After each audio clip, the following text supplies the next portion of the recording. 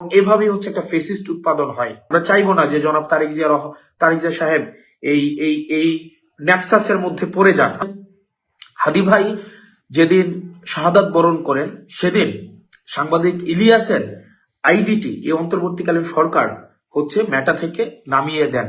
অর্থাৎ মেটাকে এই সরকার যদি চায় তাহলে সাংবাদিক ইলিয়াসকে অ্যানার্কিস্ট হিসাবে বিবেচনা করে তার আইডিটি মেটা থেকে হচ্ছে সরিয়ে দেওয়া হয়, ফেসবুক থেকে সরিয়ে দেওয়া হয়, এবং সরকার চেয়েছে এবং সেটি পেরেছে। সরকারের কাছে প্রশ্ন, গত 1.5 বছর যাবৎ আওয়ামী লীগ সম্পৃক্ত যেই আইডি গুলো আছে, যারা সোশ্যাল মিডিয়াতে সোশ্যালি অ্যানার্কি তৈরি করছে, সেই আইডির বিরুদ্ধে আপনারা এখনো পর্যন্ত কোনো ব্যবস্থা নেননি।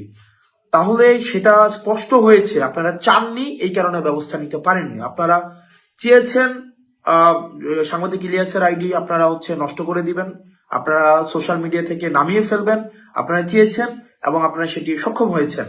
তাহলে আপনাদের কাছে আমার প্রশ্ন, এখনো পর্যন্ত যারা আওয়ামী লীগ পেজ থেকে জুলাই অভ্যুত্থানে যারা অংশগ্রহণ করেছে এবং পরবর্তীতে এই অন্তর্বর্তীকালীন সরকারের বিরুদ্ধে লাগাতার যে ধরনের হচ্ছে চরিত্র হনন করেছে, যেভাবে প্রপাগান্ডা ছড়িয়েছে, সেটির বিরুদ্ধে কিন্তু আপনারা কোনো ব্যবস্থা নেননি। আপনারা এই কারণে ব্যবস্থা নেননি কারণ আপনারা চাননি।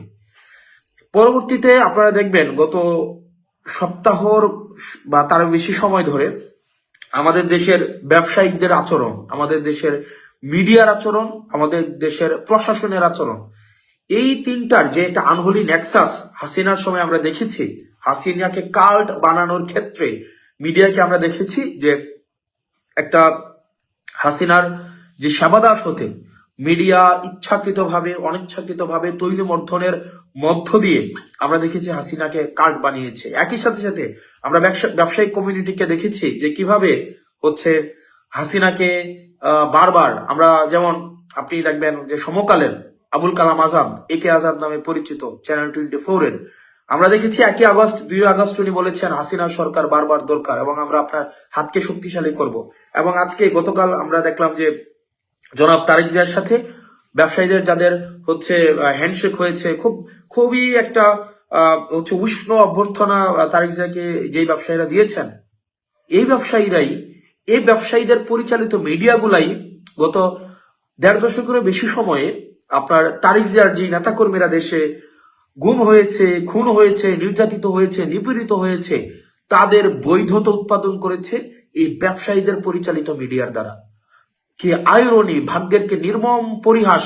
আজকে জনাব তারেক জিয়া তাদের যেই নেতাকর্মী রয়েছে, যারা গুম হয়েছে, আহত হয়েছে, নির্যাতিত হয়েছে, নিপীড়িত হয়েছে, তাদের রক্তের উপরে দাঁড়িয়ে তাদের হত্যাকাণ্ডের, তাদের গুমের, তাদের নির্যাতনের, তাদের নিপীড়নের যেসব মিডিয়া বৈধতা উৎপাদন করেছে, সেসব মিডিয়া মালিকদেরকে একদম উষ্ণ অভ্যর্থনা জানাচ্ছেন।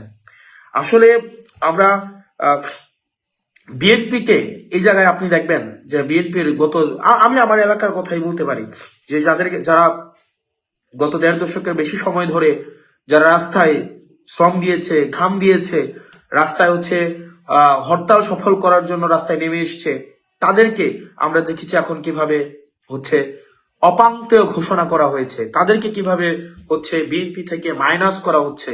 অথচ আমরা দেখছি 5 আগস্টের পরবর্তী সময়ে যারা বিএনপিকে একটা রাজনৈতিক দল হিসেবে বিবেচনা করেছে, বিএনপিকে যারা হত্যাযোগ্য করে তুলেছে, যেসব মিডিয়া বিএনপিকে আগুন সন্ত্রাস হিসেবে বিবেচনা করেছে, সময় টেলিভিশন এবং 71 টেলিভিশনের মতো টেলিভিশনের মালিকদেরকে আমরা যখন দেখি জনাব তারেক যে উষ্ণ অভ্যর্থনা দিচ্ছেন, সেটি আসলে আমি কিভাবে নেই সেটা মুখ্য না।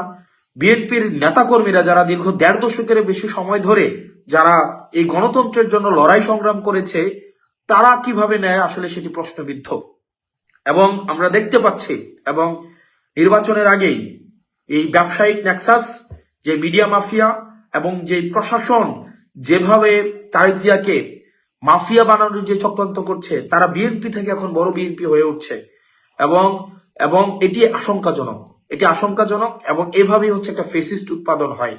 এভাবেই হচ্ছে যখন সবাই এই 1.5 দশকের বেশি সময়ে বিএনপির যে গণতন্ত্রে এই একটা অংশগ্রহণমূলক একটা নির্বাচনের জন্য তাদের যে ত্যাগ, তাদের যেই শ্রম, তাদের যেই বিএনপির একজন নেতাকর্মী বাদ নাই যে তার যাদের বিরুদ্ধে মামলা হয়নি, কেউ ঘরে ঘুমাইতে পারে নাই, এরকম অনেকে আছে যারা ঘরে ঘুমাইতে পারে নাই, অথচ আজকে আমরা দেখতে পাচ্ছি ওইসব ব্যবসায়ীরা, ওইসব মিডিয়ারা এবং ওইসব প্রশাসনই হচ্ছে বিএনপির সবচেয়ে কাছের, বিএনপি থেকে আরো বড় বিএনপি হয়ে উঠছে, যেগুলো আসলে আমাদেরকে আশাহত করে এবং পরবর্তী বাংলাদেশটা আসলে কোন দিকে যেতে পারে এবং পরবর্তী বাংলাদেশটা রূপরেখাটা কেমন হতে পারে, এবং যেই মিডিয়া, ব্যবসায়ী এবং প্রশাসনের যে আনহোলি নেক্সাসে, আমরা চাইবো না যে জনাব তারেক জিয়া সাহেব এই নেক্সাসের মধ্যে পড়ে যান। আমরা চাই যে গণতান্ত্রিক উত্তরণের যেই পথ উন্মোচিত হওয়ার রাস্তা উন্মুক্ত হয়েছে